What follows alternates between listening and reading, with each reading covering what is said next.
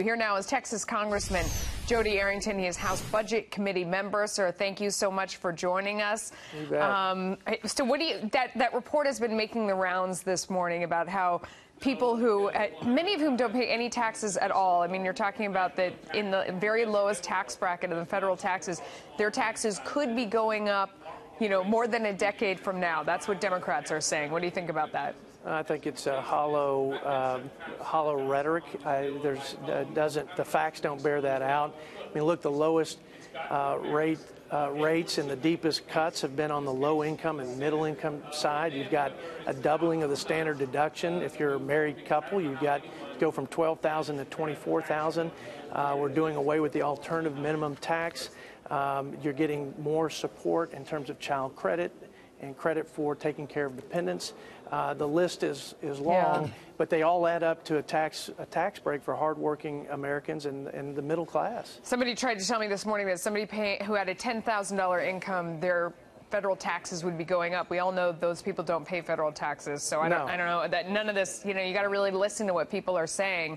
Let me ask you, what part of the Senate version is impossible for you to swallow? And I ask you that because obviously now's the time that they're going to try and find a common ground in between. So what part of it is sort of a, you know, is a no-go for you? Sure. Well, I think they're within the framework, and that's why I think there's a lot of positive sentiment from Republicans across the board. But I'd say that we've got to have the tax cuts go into effect immediately. We need to see immediate impact. So this business of, you know, putting them in play a year or two from now, I don't think that's a good plan, a good strategy, and I hope we can fix that part of the Senate's tax plan. Yeah, you're not alone in that sentiment. It was, you know, surprising that they put that part in there, delaying the business tax cut. What do you think are the chances that you can make that happen immediately? What does it feel like when you're having the conversations? I think we're going to work something out that will simplify, that will do away with the loopholes and special interests. I think we will find a path forward on getting immediate relief and getting immediate recovery and a boost to the economy.